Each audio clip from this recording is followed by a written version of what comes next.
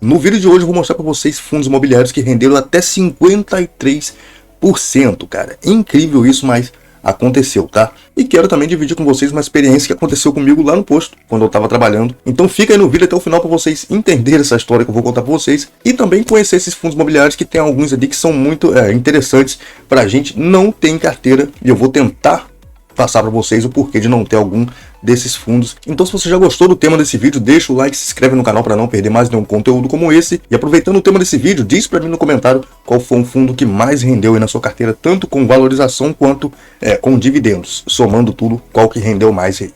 Bom, hoje eu vou trazer uma lista com os 10 fundos imobiliários que tiveram maior rendimento, somando valorização e dividendo, tá? E antes de entrar nessa lista, eu quero compartilhar com vocês uma história que aconteceu lá, quando eu estava trabalhando. Um cliente lá que chegou para mim e falou que o pessoal estava compartilhando com ele que eu estava investindo na Bolsa de Valores e formando uma rendinha todo mês, então eu já estava recebendo as paradinhas. Ele ficou interessado porque ele já investe também, só que ele não entende nada do investimento, E ele chegou para mim e falou que ele queria investir em uma coisa para poder ele parar de trabalhar, que ele estava trabalhando muito, ele trabalha aqui numa empresa do setor de energia elétrica, ele faz Uber, então o dia inteiro trabalhando, sai da empresa, já vai pro Uber e tá ganhando dinheiro, mas não sabe o que fazer com aquele dinheiro para ele poder parar de trabalhar. Eu falei, cara, procura pessoal profissional aí, cara, para te dar uma dica, para poder te ajudar a montar uma carteira. Então, eu não posso fazer isso não, você é doido? Se eu montar uma carteira para você aqui, você vai, daqui a pouco não dá certo, você não vai gostar dos resultados, vai vir para cá querer falar besteira comigo. Então, aproveite que você tá com dinheirinho sobrando, paga aí uma consultoria aí, sei lá, com alguém aí na internet mesmo. Tem muita casa de análise, tem muita coisa boa aí pra gente acessar,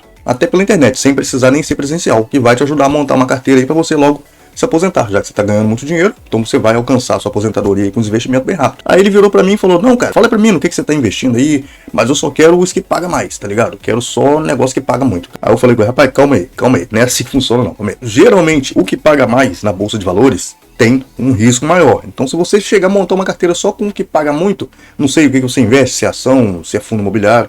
Aí ele me falou que ele tinha alguns fundos imobiliários, eu falei, ó, os fundos imobiliários que pagam mais são os fundos de papel, que é fundo de dívida, né?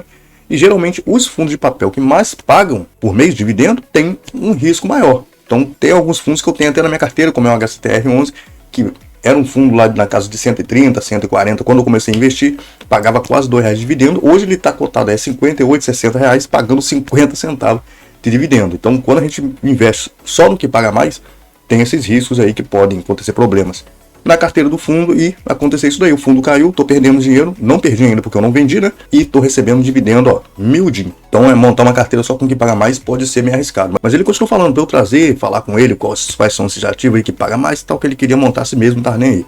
Aí eu falei, ó, deixa eu olhar a sua carteira aqui. Aí ele me mostrou no que ele tava investindo, ele usa a corretora Clear. Aí tinha lá Magalu, tinha Oi, essas empresas assim, e alguns fundos imobiliários, MXRF11, VGHF e tal, só 2 fundos imobiliários e tinha Magalu e Oi. E outras empresas lá que eu nem lembro mais. E quando eu vi Magalu e Oi, eu já falei com ele, cara, essas empresas que você tá aí, Magalu, Oi, isso daí nem dividendo paga, cara. Fica ligado, você tá investindo em troço errado. Você tá querendo buscar renda mensal, tá querendo buscar se aposentar, receber dividendo, mas você tá investindo em empresas que nem dividendo paga. Aí ele abriu o olho e falou que ele nem sabia disso. Ele tava investindo porque ele via o pessoal falando na internet, que eram empresas que o pessoal falava muito, então ele achava que era uma boa investir nessas empresas. Então, toma cuidado quando você vai até conversar com alguém que já investe, para não ficar perguntando o que o cara compra, o que o cara tá fazendo, quais os ativos que o cara tem na carteira, para você não simplesmente chegar e copiar, cara. Busca informação, estuda, se tiver condição, paga alguém para te dar essa informação, para montar uma carteira para você, um especialista na verdade, né? Não vai chegar pro Barreto aqui no posto e querer que eu monte a sua carteira de investimento. Então depois disso eu simplesmente achei esse ranking aqui com 10 fundos imobiliários que eu vou trazer para vocês, com os fundos que mais renderam aqui no site da Capitaliza. Eu achei interessante porque tem fundo aqui que eu já tive em carteira, vendi e queria trazer para vocês para compartilhar algumas coisas aqui, né? Esse material é recente, tá? Como vocês estão vendo aqui, ó, o material saiu aqui, ó, no dia 25/7 por Thiago Prux. Eu não conheço o trabalho dele, assim, eu tenho algumas coisas que eu baixei dele e tal, mas eu não acompanho o trabalho dele nem na internet. Eu já vejo algumas coisas aqui nos sites dele que eu acho bem interessante. Então aqui ele traz essa lista, ó, o ranking dos fundos imobiliários que tiveram os melhores retornos percentuais em 12 meses. E aqui ele levou em conta o preço de fechamento do dia 19/7/2023, semana passada, né? Então olha só que interessante, nesses 10 fundos imobiliários, olha só o que é que a gente tem aqui. O primeiro fundo imobiliário é um fundo de hotéis, tá? É o HTMX, que rendeu nos últimos 12 meses 53%. Olha isso. Pátria Edifícios Corporativos, o PAT C11, que rendeu 52%, aqui também considera os dividendos, tá? CAFOF, que é um excelente fundo de fundos da Quineia, HGFF também, bom demais, da CSHG, BBPO, que é interessante. A HGBS, que é o fundo mais antigo de shopping, se eu não me engano, tá entre os maiores também. Aí aqui mais para baixo vem BCIA rendendo 38%, NSLU, que é o fundo Nossa Senhora de Lourdes, é um fundo que tem somente um ativo, se eu não me engano, né, rendendo 38%, FLMA rendendo 37% nos últimos 12 meses e o RBRF rendeu 33%, com valorização e dividendos também recebidos. E se liga só que nessa lista tem ativos aqui que são bem peculiares, bem diferentes, tá? Eu vou começar falando aqui do HTMX, cara. Tem muita gente que pode olhar isso daqui, poxa, buscar na internet os fundos imobiliários que mais renderam, talvez simplesmente comprar isso tudo aqui. Só que, ó, HTMX é um fundo que poucas pessoas falam, pouca gente investe, principalmente os especialistas, porque é um fundo do segmento de hotéis. Hotel que sofreu muito durante essa doença que teve aí, né? Que não sei porque o pessoal não fala o nome, então eu também não vou falar aqui no YouTube. E todo mundo achou que ia extinguir a humanidade. Então, sofreu muito.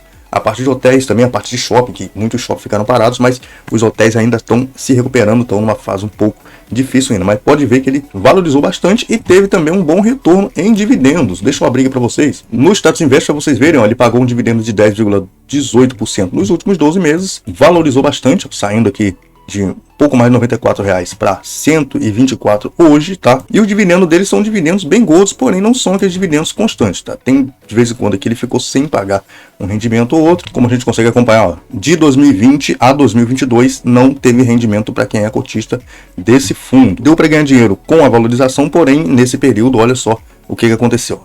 3 de 2020, março de 2020 até setembro de 2022 sem pagar dividendo, cara. Então é bem complicado. A gente tem que tomar muito cuidado quando vai investir nos ativos. Agora parece que voltou a pagar normalmente. Mas é um segmento que pode ser um segmento alternativo na nossa carteira, tá? Lembrando, não é recomendação, mas pode ser que mais para frente esse tipo de segmento aí cresça mais um pouco. Os outros aqui já são conhecidos, tá? O Pátria, Edifícios Corporativos, o CAFOF e o HGFF são fundos já um pouco mais conhecidos da gente. A HGFF aqui da CSHG, da mesma gestora do HGLG, então não preciso nem comentar, né? Um fundo bom também.